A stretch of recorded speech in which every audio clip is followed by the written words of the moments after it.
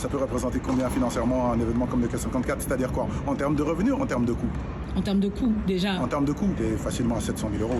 D'accord, et en termes de revenus? Ah, ça c'est autre chose.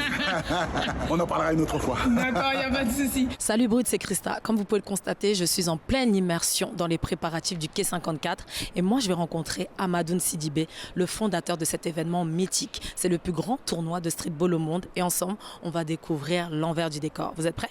Let's go!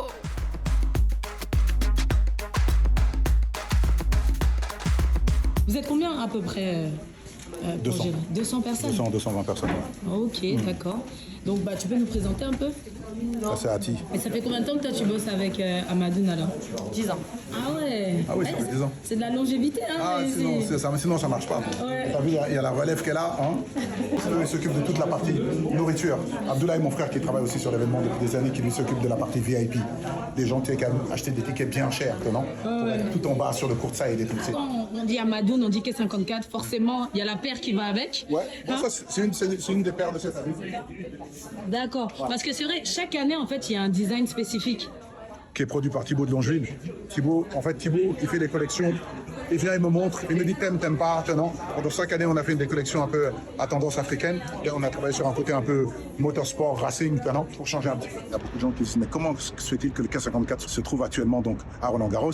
On a dit on a la chance d'avoir quelqu'un qui a cru en nous, tout simplement. Il n'y a pas de frontières pour le sport. Donc je crois que ce qu'il a réussi là avec Quai 54, c'est un événement qu'on devrait prendre en exemple en termes d'inclusion. Et nous, fédération, on est aussi dans cette même lignée-là. À l'époque, c'est les marques qui faisaient des tournois. Tu avais Nike, tu avais Adidas qui faisaient des tournois. Et puis à un moment, ils ont tous arrêté quand Jordan a arrêté de jouer au basket. Un jour, je me suis dit, en fait, pourquoi on est toujours en train d'attendre après des marques? Nous-mêmes, on peut monter un tournoi.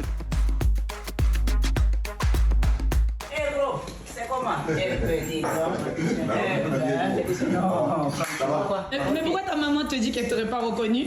Parce qu'il y a longtemps, je l'ai vu. C'est pas vrai, elle m'a vu il y a 2 jours.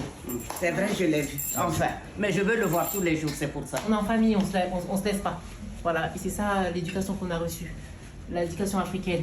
Et aussi notre éducation aussi européenne. Donc on veut tout mélanger. Et vraiment, le Quai 54 est pour tout le monde. Voilà. L'histoire, elle est incroyable. C'est-à-dire que moi, j'ai connu le basket en 91. C'était en juin 91 pendant les finales. Et c'est ma tante, en fait, chez qui j'étais. Voilà. La matin, Moi, c'est mon premier voyage aux États-Unis.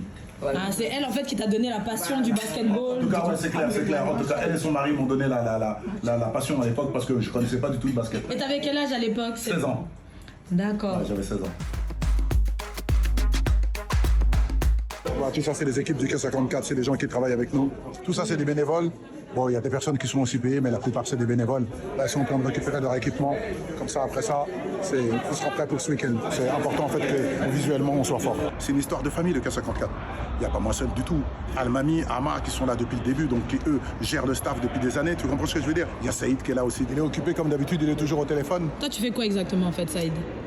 Ça fait une vingtaine d'années que je produis l'événement. Et du coup, ça prend combien de temps pour mettre en place tout le terrain? On a fait ça en express parce qu'on a 3 jours, donc qui est un record pour nous parce que d'habitude on a plutôt une semaine pour monter le setup et là on a 3 jours. On essaie de faire le plus gros Quai 54 qu'il y a jamais eu jusqu'à présent.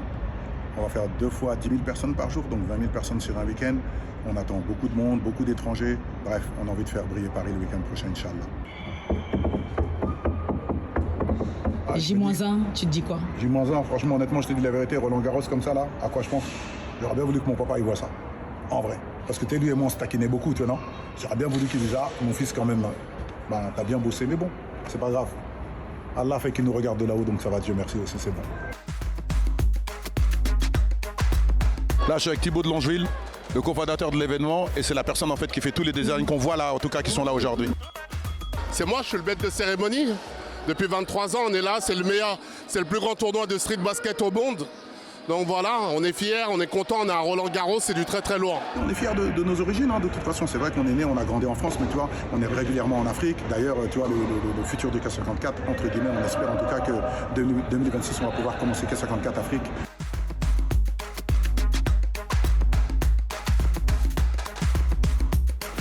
Là, c'est le dernier jour. Comment tu te sens? Je suis content parce que mon équipe a gagné pour le moment. Ah, tu m'avais dit la fusion? La fusion, ouais, pour l'instant. Ouais. On va en demi-finale. Ouais. On espère qu'on va gagner le titre. Mais pendant l'événement, T'as quel positionnement, toi? Tous T'es les encore positionnements. dans le rush ou... Toujours dans le rush. Il faut qu'ils bloquent à l'entrée, là où les gens rentrent dans le couloir, il n'y a plus de place. Pour te dire qu'il n'y a pas de hasard, nous, dans notre organigramme, il est très bien scellé. Et bien évidemment, il y a mes sœurs et ma mère qui s'occupent de la partie nourriture, de la partie, voilà, comme des bons Maliens, avant que les gens le pensent, et je le dis directement. Ils sont restés encore entre eux, tu vois, non, voilà, et on essaie vraiment de travailler en famille, c'est important, voilà. À la fin de la journée, le K54, ça reste le basketball. Tout ce qu'on met à côté, la musique, les artistes et tout, qui d'ailleurs nous donnent énormément d'amour. Voilà, tu vois le nombre d'artistes qui sont là cette année, si je commence à les citer, c'est énorme, tu vois. Ils viennent tous juste pour faire plaisir au K54, il faut le dire, quoi. C'est important parce que souvent les gens voient aussi les artistes en disant ouais, non, eux, tout ce qu'ils veulent c'est de l'argent. Non, ils viennent simplement donner du love. Ils disent Amadoun, t'as vu, ça c'est l'événement de la communauté et pour nous c'est important de venir chanter là-bas.